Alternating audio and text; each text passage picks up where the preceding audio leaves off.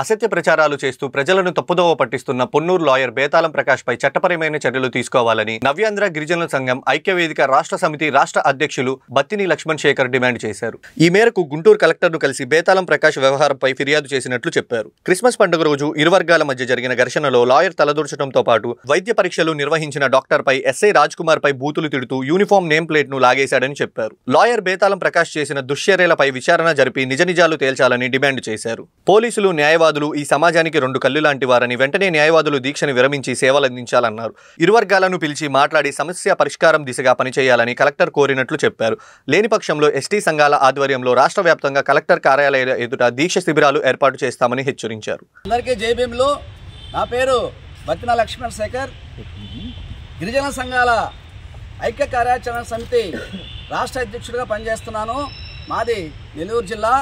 ఏదైతే డిసెంబర్ 25న పొన్నూరులోని ఒక గ్రామంలో క్రిస్మస్ సందర్భంగా రెండు గ్రూపుల మధ్య వివాదాలు జరిగితే ఒక గ్రూపు వారికి బలమైన గాయాలు ఉండడం వలన వాళ్ళు స్థానిక పిహెచ్సికి వెళ్ళి ట్రీట్మెంట్ తీసుకొని వాళ్ళ కేసు ఎమ్మెల్సీ అయిన తర్వాత మరుసటి రోజు ఇంటికి వెళ్ళడం జరిగింది.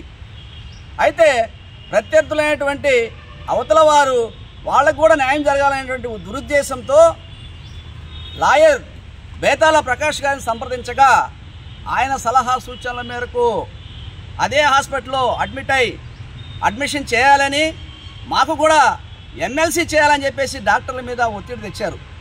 అయితే స్థానిక డాక్టర్ గారు సమ్ నేమ్ ఉంది, కాళేశ్వరం లేదో సమ్ నేమ్ ఉంది, ఆయన చూసి బాబు మీకంతా దోకుడు గాయాలు, మీకు ఎమ్మెల్సీ రాదయ్యా, చిన్న చిన్న గాయాలు కాబట్టి ఇంజక్షన్ వేస్తాం, ఆయిల్మెంట్ పోస్తాం, ఇంటికి పోమని చెప్పేసి ధర్మంగా చెప్పాడు.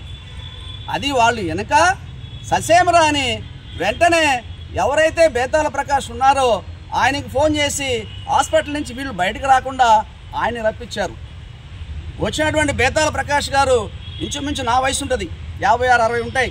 కనీసం ఒక పెద్ద మనిషిని కూడా చూడకుండా రాగానే డాక్టర్ల మీద అక్కడ ఉన్నటువంటి నర్సుల మీద ఎలా హల్చల్ చేశాడో ఇదంతా కూడా పత్రికా ముఖంగా మీడియా ముఖంగా కూడా మనం అందరం చూసాం.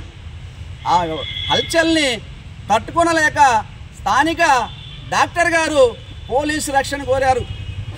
స్థానిక సిఐ గారికి ఫోన్ చేసి ఫిర్యాదు చేసి, అయ్యా ఇక్కడ బేతాళ ప్రకాష్ గారు చాలా ఇబ్బందులు మనం పెడుతున్నాడు, చెప్పినా వినట్లేదు, కాబట్టి మాకు రక్షణ కల్పించండి అని చెప్పేసి సిఐ గారికి ఒక ఫిర్యాదు చేశారు. సిఐ గారు బిజీగా ఉండడం వల్ల ఆ స్థానిక టౌన్ ఎస్ఐ అయినటువంటి మారెళ్ళ రాజ్ కుమార్ గారికి దాన్ని పంపి ఆయన ఆదేశాల మేరకు ఆయన ఆ సిబ్బందితో, వాళ్ళ పోలీస్ సిబ్బందితో స్థానిక పిహెచ్సి గారికి వెళ్తాడు. వెళ్ళి చూడగానే అప్పటికి కూడా బేతాళ ప్రకాష్ గారి హల్చల్ లాగవు, పెద్దగా అరుస్తూ పెద్దగా గొడవ చేస్తూ కనీసం డాక్టర్లు అనేటువంటి గౌరవం కూడా లేకుండా అసభ్యంగా ప్రవర్తిస్తూ ఉంటే ఈయన వెళ్ళి, అన్నగారు మీరు బయటికి రండి, ఎందుకు పేషెంట్ని డిస్టర్బ్ చేస్తున్నారు, దయచేసి మీరు బయటికి రండి, మాట్లాడుకుందాం, నేను కూడా మాట్లాడతాను డాక్టర్ గారితో అని మన మారెళ్ళ రాజ్ కుమార్ మాట్లాడితే అది వినడు. మరి మీకు ఆ మీడియా ముఖంగా చెప్పొచ్చో చెప్పకూడదో చెప్పాలి, చెప్తాను. అరే నువ్వెవరో నాకు తెలుసురా, పిల్లపోకు నా కొడక, ఏంది పిల్లపోకు నా కొడక, నువ్వెవరో నాకు తెలుసు, నేను రానంటాడు. అప్పుడు ఎస్ఐ గారు ఆయన చేయబెట్టి లాక్కొస్తారు కిందకి. లాక్కొచ్చిన తర్వాత ఆయన కోపోద్రోహుడై ఆయన చొక్కా చించేసి ఆయన నేమ్ ప్లేట్ కూడా ఇట్లా పెరికేస్తాడు. ఎస్ఐ గారు రాజ్ కుమార్ నేమ్ ప్లేట్ కూడా పెరికేస్తాడు. ఎంత దుశ్చర్య! మనం ప్రజాస్వామ్యంలో ఉన్నామా లేక ఆటవిక కాలంలో రాజుల కాలంలో ఉన్నామా? అట్లా జరిగిన తర్వాత ఇంకా ఆయన తట్టుకోలేక ఆయన్ని లాక్కొని తన జీపులో ఎక్కించుకొని పోయే క్రమంలో మళ్ళీ కూడా దుర్మార్గంగా మాట్లాడతారు. అవి కూడా అన్ఫార్మేట్ లాంగ్వేజ్. తప్పదు, చెప్తాను, తప్పులేదు. రే పిల్ల కొత్త నా కొడక, మీ అమ్మని దెంగ, మీ పెళ్ళాన్ని దెంగ అని అంత అసభ్యంగా మాట్లాడితే ఏ మనిషి అయినా ఒంటిలో చీము రక్తం ఉండే మగాడు ఎవరన్నా కూడా ఒప్పుకుంటారా చెప్పండి సార్? చెప్పండి మీడియా మిత్రులు, ప్రజాప్రతినిధులు, ఐఏఎస్ అధికారులు, ఐపీఎస్ అధికారులు, మీరు ఆలోచించండి సార్, న్యాయం చేయండి సార్. ఇంకా తట్టుకోలేక ఆయన పట్టుకెళ్ళి స్టేషన్లో పెడతారు. పెట్టిన తర్వాత మరుసటి రోజు వాళ్ళ మనుషులు వచ్చి వారి సొంత పూచీకత్తుతో తీసుకెళ్తారు.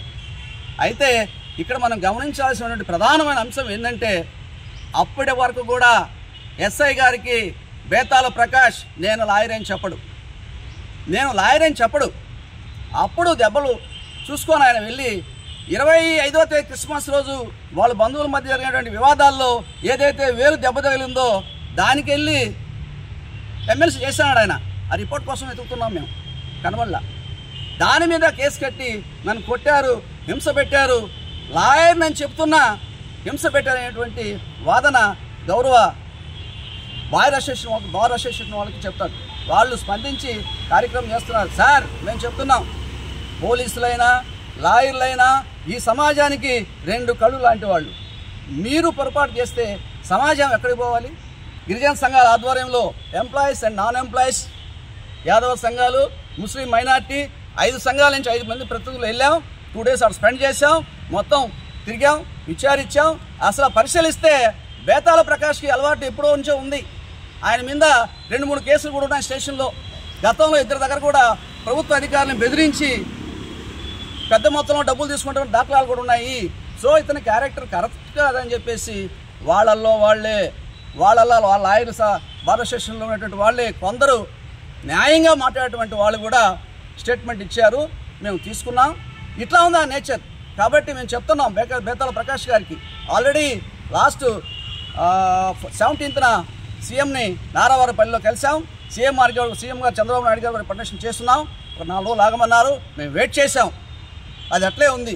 అందుకని తప్పనిసరి పరిస్థితుల్లో ఈరోజు గిరిజన సంఘాలు, ప్రజా సంఘాలు, ఎంప్లాయీస్ అండ్ నాన్ ఎంప్లాయీస్ అందరం పిలిచి కూడా ఈరోజు జిల్లా గౌరవ కలెక్టర్ గారికి రికమెండేషన్ చేశాం. సార్ బాగా స్పందించారు. ఎంక్వైరీ చేసి మేము ఒకటే అడుగుతున్నాం, సార్ మీరు ఫుల్ఫిల్గా ఎంక్వైరీ చేయండి. ఏది న్యాయం అయితే న్యాయం చేయండి, న్యాయాన్ని కట్టుబడండి, అన్యాయం మాకు వద్దని చెప్తున్నాం. సో టోటల్గా మేము చెప్పేది ఏంటంటే బేతాళ ప్రకాష్కి ఇప్పటి వరకు హల్చల్ చేసింది ఆపండి. అనవసరంగా గౌరవప్రదమైనటువంటి లాయర్ని పక్కదో పట్టించారు మీరు. ఇది చాలా తప్పు. కాబట్టి ఇంకనైనా మీరు మీ శిబిరాన్ని ఎత్తేసి ప్రజల్ని ఇబ్బంది పెట్టకుండా ఉంటే ఈ ఉద్యమం ఇంత ఆగుతుంది. లేని పక్షంలో రాష్ట్ర వ్యాప్తంగా అన్ని జిల్లా కలెక్టరేట్ల దగ్గర రేపటి నుంచి మేము కూడా రిలే నిరాహార దీక్షలు కూర్చుంటామని